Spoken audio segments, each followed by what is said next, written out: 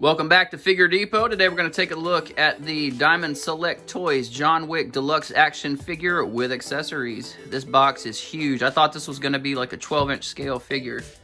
It is massive, but it is actually a 7-inch scale figure. And it comes with a ton of accessories. We'll get those opened up here and check it out in just a second. So, yeah, without further ado, let's begin to unravel this bad boy. So you pop this little sticky off and slide that off there. And then we have a Velcro attachment here on the side. Oh, we got tape at the top. Hold on. Sorry. Having a moment. Oh, and at the bottom. Now, look at that. Stop it. Lots and lots of good stuff in here. As you can see, we have John Wick action figure, and then we have this sick chest that opens up, and the thing is massive. If you are a action figure photographer, you got a lot of great little set pieces in here for your shots. We've got, of course, the coins that the mob uses, calling in their favors and whatnot. And then we have a handgun, stack of coins. I think that's probably a magazine or something. I can't tell. The plastic's too shimmery. You've got some guns and knives and all kind of stuff stuck in here that are not removable, but then you have slots in here to plug the ones that are removable in and out. So you have ones that are fixed, and then you have ones you can take in and out and interact with. And he also has a pistol here in the other hand. So very, very cool. Yeah, then you got rifle, 1, 2, 3. And looks like a figure stand. So lots of good stuff in here. Thank you, Diamond Select Toys, for sending this over for me to review. Really appreciate you guys. So we'll pull the tray out and get all this stuff out and check it out. So we have a double clamshell. Fortunately, we do not have any tape obstructing us from being able to get any of this stuff out. Here's a better look at what's in the tray without the plastic over top of it. Really nice presentation here. Looks really good. Just want to get one last shot of that before we bust him out of his plastic prison. Alright, so out of the box, here's what you get. This thing is loaded down. This is like worth the price of admission right here. You get multiple assault weaponry. Really nice silver dry brushing on there, so it's not just a solid black. Very nice gun. You have this one here, which again looks awesome. Same very subtle silver dry brushing on there to make it look worn. And then we have the shotgun here. Very cool. And you see it's got a little gold paint there where you load the shells inside there, or the cartridges I should say. So really nice attention to detail on those rifles. The display base is just a black acrylic. Nothing special there. Then we have this chest, which is insane. So you can see in here you have a place to mount the rifles.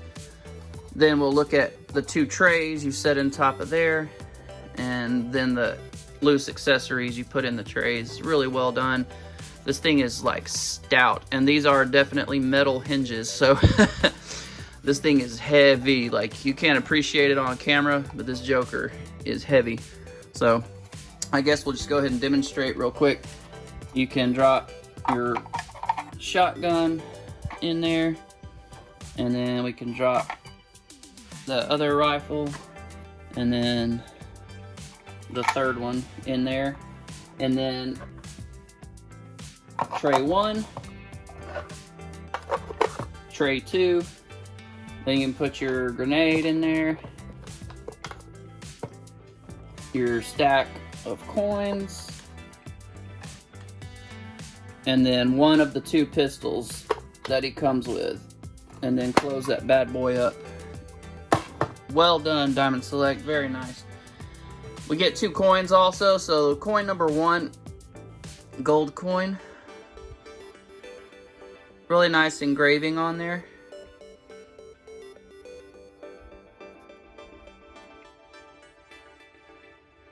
Really nice gold paint. Real shiny. Looks very nice.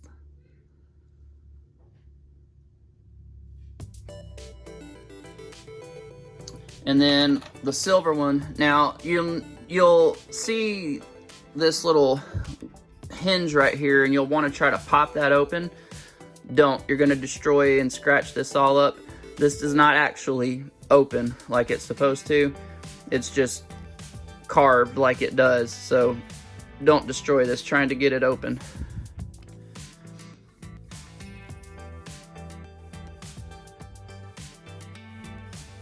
But a beautiful, beautiful coin. Alright, I want to hit the articulation real quick. Right out of the box, everything's moving great, except for I had to put a little heat on this ball joint at the top to really get it moving good. And then the lower elbow joints. The top elbow joints were working fine, but the lower ones were just a little bit frozen up, and I didn't want to destroy it. So I went ahead and just got in there and put a little heat on it. But a lot of figures, especially higher end figures, you really got to work them with heat to not destroy them. And this guy, right out of the box, actually did pretty well. I'm gonna go ahead and take the gun out of his hand so we can get a good look at his articulation here. But really good stuff. So the head won't look up because the sculpt of the hair is real stiff. And he doesn't look down just a whole lot, but he does look down a hair. But if you add the torso into there, you can have him looking over some fool that he just capped in the face. So you can get good range out of that. You get a swivel. I mean, you get any kind of movement really out of that upper one. It's just a swivel at the waist. And then you get real good T-pose right out of the box. You get bicep swivel. Double jointed bend at the elbows, which is really nice. Excellent range there. All the hands just kind of swivel and hinge. You got a up and down hinge instead of the in and out on that hand. And then you've got the opposite on this one over here. And actually I'm gonna have to put some more heat on this because it's not moving. It's swiveling, but it's not hinging like it's supposed to. So I'll go put some more heat on that and get it moving. What I'm really impressed with, real good kick forward, decent back. We do get a thigh cut, which is great. Look at that. Double jointed hinge, heel to butt. Now look at these ankle pivots. You're really gonna get some good dynamic posing out of that. It's gonna go down almost straight, which is really good. And it's gonna go up a fair amount. The up isn't just insane, but it's still decent. But yeah, look at that ankle pivot, man. Like, you can get that joker's feet flat on the floor. So really good ankle pivot on this. It's not hard to do, but so many companies just don't take the time to do it. But bravo, Diamond Select. That's fantastic. This is a figure that you haven't picked up yet, and this is a set you haven't picked up yet. Go ahead and do it. You will not be disappointed. There's so much good stuff in here. We'll just get a closer look at the figure now and kind of check out his likeness and some of the details. Really good likeness to Keanu Reeves. Good stuff. Not a lot of paint work. I mean, you do get silver on like his pant buckle and some, good paint for the face, his scratches and stuff. Got the bloodied up, scratched up face. So that's really nice. But yeah, not really much paint anywhere else on the figure. You get a little bit of a wash on the hands to kind of give him some variation, and then you get his ring is silver. So good attention to detail, but with an all black suited figure, there's just really not much to do.